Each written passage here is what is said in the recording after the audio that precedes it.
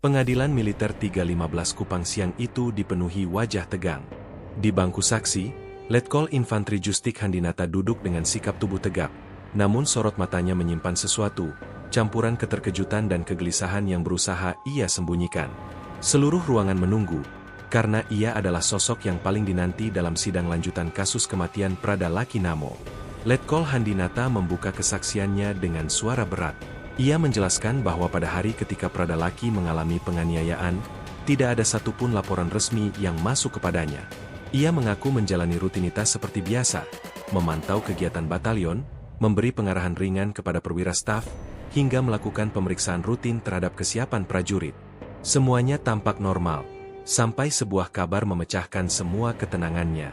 Menjelang sore, seorang perwira tiba-tiba melapor bahwa Prada Laki dalam keadaan kritis.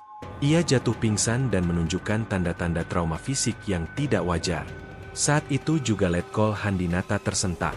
Ia langsung memerintahkan agar Laki dibawa ke fasilitas kesehatan terdekat. Namun saat ia hendak memastikan kondisinya, laporan berikutnya datang seperti pukulan keras di dada. Korban tidak tertolong, Komandan. Ruangan sidang terdiam mendengar pengakuan itu.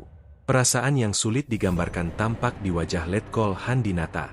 Ada rasa bersalah, ada marah, ada tanda tanya besar. Ia tidak bisa menyembunyikan keterkejutannya, bahwa seorang prajurit di bawah komandonya disiksa hingga sekarat, tanpa sepengetahuannya. Letkol Handinata diminta menjelaskan secara detail aktivitasnya pada hari kejadian. Ia menghela napas panjang. Pagi itu, katanya, ia mengikuti rapat kesiapsiagaan bersama perwira staf. Tidak ada laporan mencurigakan dan tidak ada tanda-tanda masalah di dalam Batalion 834 WM. Selepas rapat, ia sempat meninjau area barak, namun tidak menemukan suasana mencurigakan. Aktivitas prajurit berjalan normal. Tidak ada keributan, tidak ada teriakan, tidak ada yang menunjukkan bahwa seseorang sedang mengalami siksaan brutal di ruangan lain. Sekitar pukul 1 siang, ia kembali ke ruangannya untuk menyelesaikan administrasi rutin. Semua terasa biasa saja, sampai salah satu anggota piket mendatangi ruangannya dengan ekspresi panik. Komandan, ada prajurit pingsan. Letkol Handinata langsung bangkit. Namun saat tiba di lokasi, Laki sudah dikelilingi beberapa prajurit yang tampak bingung. Tubuh Laki penuh luka, napasnya tersengal, dan ia tidak lagi merespons. Ini apa? Kenapa bisa begini? Bentak sang komandan. Tetapi tidak ada yang berani menjawab. Laki kemudian dibawa ke rumah sakit, namun kondisi tubuhnya terlalu parah. Luka-luka yang ditemukan mengindikasikan kekerasan fisik berulang. Letkol Handinata mengepal tangan, menyadari bahwa semua ini terjadi di bawah struktur komando yang dipimpinnya, tetapi tanpa pernah diberitahu apapun. Saat ia mendapat kabar bahwa Laki meninggal, ia merasa seperti dunia runtuh. Ketika hakim menanyakan alasan tidak ada laporan yang masuk, Letkol Handinata tampak menahan emosi. Ia mengatakan bahwa laporan insiden kekerasan seharusnya disampaikan oleh Danru, Danton, atau setidaknya perwira piket yang mengetahui situasi. Namun hari itu, semua sunyi, semua diam. Ia bahkan sempat menegaskan bahwa ia telah membangun sistem laporan berjenjang yang ketat. Namun tetap saja, laporan soal penganiayaan itu tidak masuk. Saya hanya tahu ketika korban sudah sekarat, ulangnya. Suasana ruang persidangan berubah tegang. Para hadirin menatap Letkol Handinata, mencoba menafsirkan apakah ia benar tidak tahu, atau ada sesuatu yang lebih besar yang terjadi di balik keheningan para prajurit yang terlibat. Letkol Handinata mengatakan bahwa saat melihat kondisi Laki, ia langsung curiga telah terjadi sesuatu yang disembunyikan anak buahnya. Menurutnya, luka-luka di tubuh Laki mustahil didapat dari latihan biasa. Itu bukan cedera jatuh, ucapnya lantang. Ia menegaskan bahwa ia tidak pernah mengizinkan, menginstruksikan, atau mentoleransi praktik kekerasan dalam batalion. Namun fakta bahwa semua ini terjadi tanpa sepengetahuannya, adalah sesuatu yang terus menghantui dirinya hingga hari ini.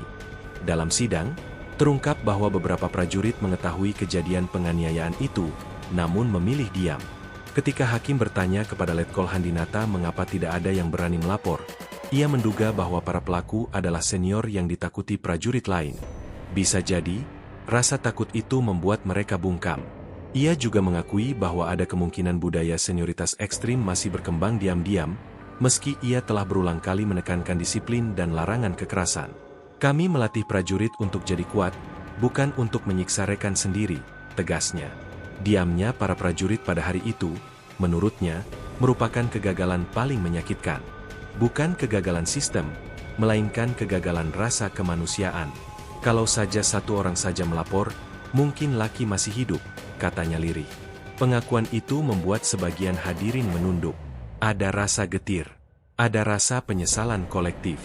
Ketika jaksa menanyakan waktu pasti Letkol Handinata mengetahui kondisi Lucky, ia menjawab dengan suara bergetar, sekitar 20 menit sebelum Lucky dinyatakan meninggal. Waktu yang begitu singkat itu membuatnya merasa tidak berdaya. Ia datang terlambat, bukan karena ia lalai, tetapi karena informasi yang seharusnya ia terima sejak awal sengaja disembunyikan oleh banyak pihak. Jaksa lalu menanyakan apakah ia merasa dikhianati oleh anak buahnya. Letkol Handinata terdiam cukup lama sebelum menjawab, "Saya merasa dikecewakan, dan saya merasa gagal melindungi prajurit saya." Kata "gagal" itu menggema di seluruh ruangan. Setelah Lucky dinyatakan meninggal, Letkol Handinata langsung memerintahkan penyelidikan internal. Dari sini ia mendapati fakta-fakta yang membuat ia marah sekaligus terluka. Ada ruangan yang sengaja dikunci. Ada saksi yang awalnya tidak mau bicara. Ada rekayasa laporan. Dan ada upaya menutupi apa yang sebenarnya terjadi. Bagian paling mengejutkan baginya adalah ketika ia tahu bahwa penyiksaan terhadap Lucky sudah berlangsung berulang kali, tanpa sepengetahuannya. Ia merasa seperti berdiri di tengah badai yang selama ini ia kira tidak pernah ada. Letkol Handinata mengaku tidak bisa tidur malam itu. Ia terus memikirkan wajah Lucky. Ia bukan prajurit yang dekat dengannya, tetapi ia adalah bagian dari satuan yang ia pimpin. Ketika seorang prajurit mati bukan karena tugas, tetapi karena dianiaya rekan sendiri, rasa itu jauh lebih menyakitkan. Ia mempertanyakan apa yang salah. Apakah ia terlalu percaya pada bawahannya? Apakah ia terlalu lunak? Atau apakah ketakutan para prajurit terhadap senior mereka lebih besar dari keberanian untuk melapor? Malam itu, ia menatap dinding kantornya yang gelap. Untuk pertama kalinya dalam karirnya, ia merasa benar-benar sendirian. Dalam sidang berikutnya, Letkol Handinata mengatakan bahwa ia telah menemui keluarga Lucky. Ia menceritakan betapa berat momen itu. Ia datang sebagai komandan, tetapi juga sebagai manusia yang merasa bersalah. Ibu Lucky menangis ketika ia menjelaskan kronologi. Tidak ada satu kalimat pun yang bisa ia ucapkan untuk menghapus rasa kehilangan itu. Ia hanya bisa meminta maaf, meski ia tahu permintaan maafnya tidak akan pernah cukup. Keluarga menanyakan satu hal yang hingga kini masih menempel di pikirannya. Kenapa tidak ada yang menolong anak kami lebih cepat? Tidak ada jawaban yang bisa ia berikan selain diam dengan mata berkaca-kaca. Ketegangan di sidang mencapai puncaknya ketika hakim menanyakan kemungkinan adanya pembiaran dalam struktur komando. Letkol Handinata membantah keras. Ia mengatakan bahwa jika ia tahu satu saja tanda kekerasan, ia akan langsung menghentikan dan menghukum pelakunya. Ia menegaskan bahwa dirinya tidak pernah menutup mata terhadap kasus kekerasan. Namun ia juga menegaskan bahwa kebenaran harus ditegakkan. Siapapun yang terlibat harus dihukum. Pernyataannya seketika membuat suasana sidang kembali membeku. Semua mata menatapnya. Ada kejujuran, ada rasa sakit, ada kemarahan. Pada narasi ini, ketegangan di sidang mencapai puncaknya ketika hakim menanyakan kemungkinan adanya pembiaran dalam struktur komando. Letkol Handinata membantah keras. Ia mengatakan bahwa jika ia tahu satu saja tanda kekerasan, ia akan langsung menghentikan dan menghukum pelakunya. Ia menegaskan bahwa dirinya tidak pernah menutup mata terhadap kasus kekerasan. Namun ia juga menegaskan bahwa kebenaran harus ditegakkan. Siapapun yang terlibat harus dihukum. Pernyataannya seketika membuat suasana sidang kembali membeku. Semua mata menatapnya.